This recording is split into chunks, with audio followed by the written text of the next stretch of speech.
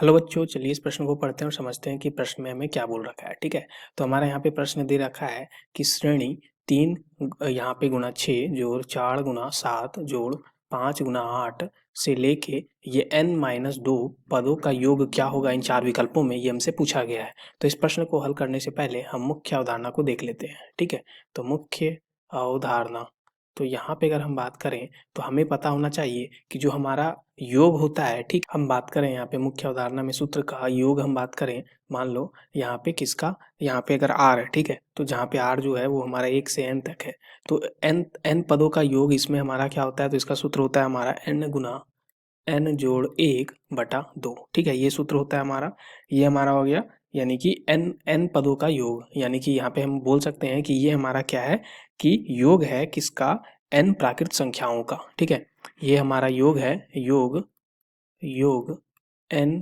प्राकृत संख्याओं का। ठीक है, तो ये हो जाएगा 1 से लेकर n तक। तो अब बात करें अगर हमारा ये वर्ग में हो, r का वर्ग यानी r का घात 2, जहाँ पे r हमारा 1 से n है, तो इसका जो योग का जो सूत्र होता है वो हमारा क्या होता है, n गुना n जोड़ 1, ठीक है, 2n जोड़ 1 बटा 6। ठीक है, तो इन दो सूत्रों का हम लोग यहाँ पे प्रयोग करके इस प्रश्न को हल करने वाले हैं। अब चलिए इस प्रश्न को हम देख लेते हैं। तो यहाँ पे प्रश्न में जो हमें दिया गया है वो क्या है, हमारा श्रेणी, तो श्रेणी है 3 गुना 6 जोड़, फिर हमारा क्या है यहाँ पे, तो ये हमारा, ये बोला गया है हमारा, तो ये हमें दिया गया है, तो इसको हम मान लेते हैं, माना कि ये हमारा s बराबर ये दिया गया है। ठीक है, अब देखो अगर यहाँ पे हम एक पद लिखें, ठीक है, एक इनके बीच का जो पद, अगर कोई भी पद हम लिखना चाहे जनरल पद, तो वो हमारा क्या हो जाएगा, तो tn बराबर लिखते हैं हम। ठीक है, तो वो हमारा कैसे लिखा जा सकता है, तो यहाँ से हम देख सकते हैं, मान लो r, ठीक है, ये हो जाएगा r जोड़ 2 और फिर r जोड़ 5, ऐसा हम लिख सकते हैं कोई भी पद को, जहाँ पे r को हम क्या कर सकते हैं, अगर एक रखेंगे, मान लो यहाँ पे अगर r हमारा 1 हो जाए, तो उसमें r 1 जोड़ 2 यानी कि क्या बन जाएगा, 3। ठीक है, और ये हमारा क्या बन जाएगा यहाँ पे, तो ये हो जाएगा r का मतलब यहाँ पे क्या हो जाएगा, तो 1 जोड़ 5 यानी कि 6 बन जाएगा, तो 3 गुना 6। ठीक है, ऐसा कुछ आ गया।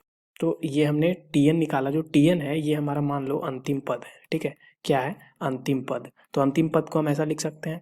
अब देखो यहाँ पे अगर इसको हम गुना कर दें तो ये हमारा क्या हो जाएगा, r से इसको गुना करते हैं तो ये r का घात 2 और ये 5r, ठीक है, और ये फिर हमारा 2r और फिर ये 10, तो यहाँ से आ जाएगा r के घात 2 जोड़ 7r जोड़ 10। ठीक है, ये tn आ गया।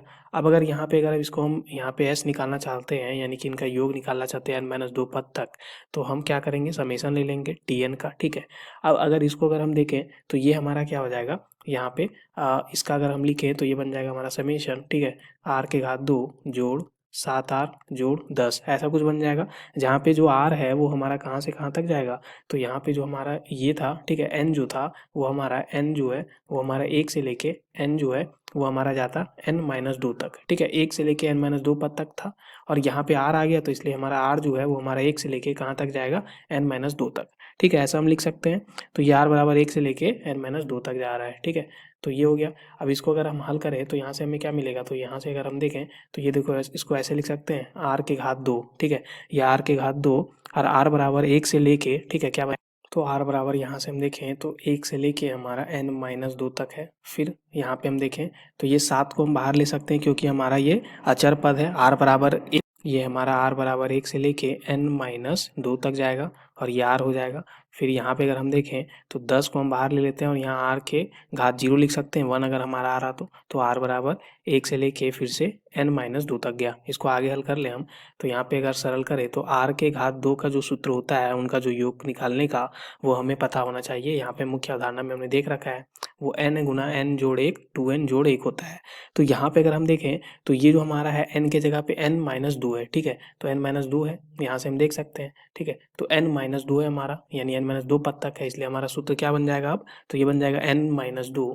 ठीक है, n-2 गुणा यहाँ पे क्या बन जाएगा, n-2 जोड़ 1 गुणा यहाँ पे क्या बन जाएगा हमारा, तो 2 गुना n-2 जोड़ 1, ऐसा कुछ बन जाएगा। बटा में हमारा क्या आ जाएगा, 6 जोड़, अब 7 था और फिर हमारा r था, तो r का सूत्र हमारा क्या हो जाएगा, n गुना n+1 बटा 2 होता है। तो यहाँ पे क्या हो जाएगा, n-2 और फिर n+1 होता है, तो यहाँ पे n-2 + 1 हो जाएगा। तो n-2 + 1 बटा यहाँ पे क्या आ जाएगा हमारा 2, ठीक है। और अगर यहाँ पे हम देखें तो ये हमारा क्या आ जाएगा, तो ये बन जाएगा हमारा 10, ठीक है 10। और यहाँ से अगर हम देखें तो ये हमारा क्या था, r के घात 0 लिखा हुआ था, यानी 1 से लेके हमारा n-2 तक जा रहा था। तो एक एक एक हमारा n-2 पद तक जाएगा, तो उसका सम जो हो जाएगा यानी कि उनका योग जो हो जाएगा वो n-2 ही हो जाएगा, ठीक है।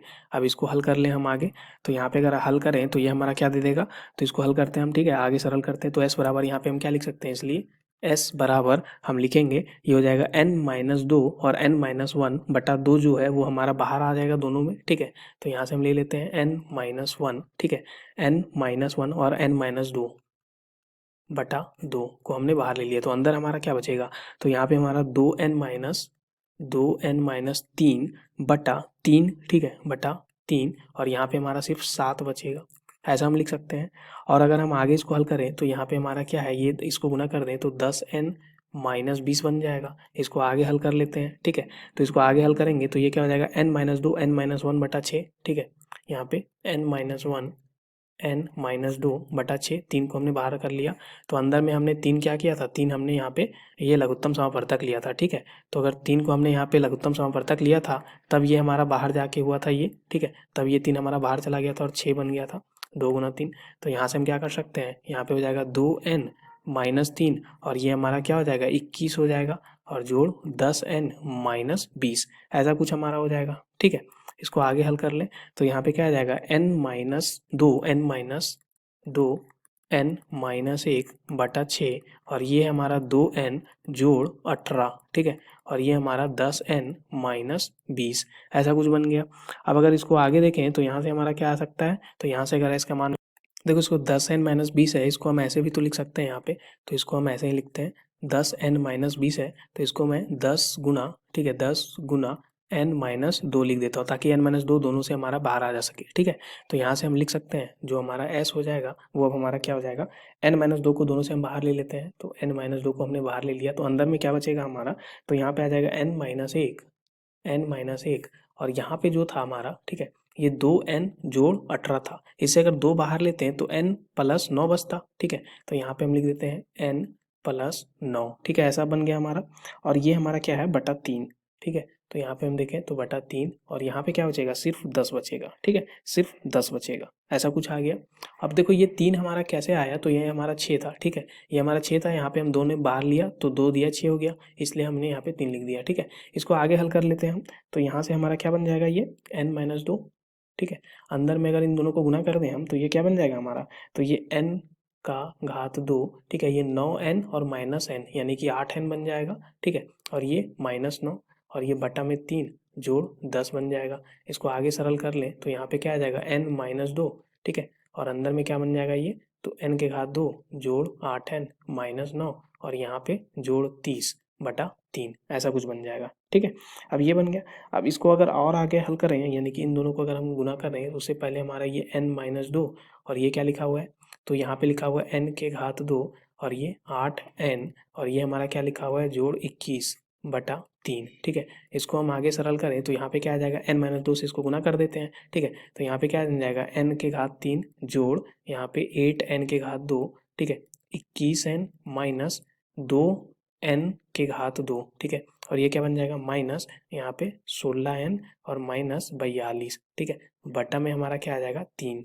अब अगर इसको आगे सरल करें तो यहाँ से हमारा क्या आ जाएगा, तो ये बन जाएगा n के घात 3 जोड़ यहाँ पे 6n का घात 2 और 21 में से 16 जाएगा तो क्या बचेगा हमारा, तो 5n माइनस 42 बटा 3, ऐसा कुछ बन गया हमारा, ठीक है।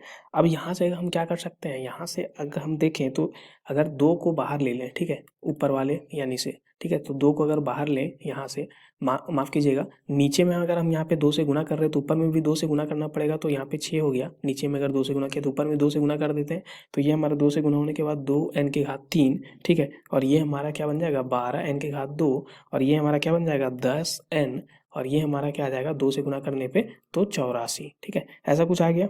और यही हमारा क्या है, ऐसे। अब देखते हैं कि कौन सा हमारा विकल्प जो है वो कुछ ऐसा दिया गया है, ठीक है। तो विकल्प हम देखें तो दूसरा विकल्प जो है बिल्कुल हमारा मैच कर रहा है, इसलिए दिए गए प्रश्न के लिए सही उत्तर हमारा विकल्प बी हो जाएगा। आशा करते हैं आपको इस प्रश्न का हल समझ में आ गया होगा। धन्यवाद बच्चों।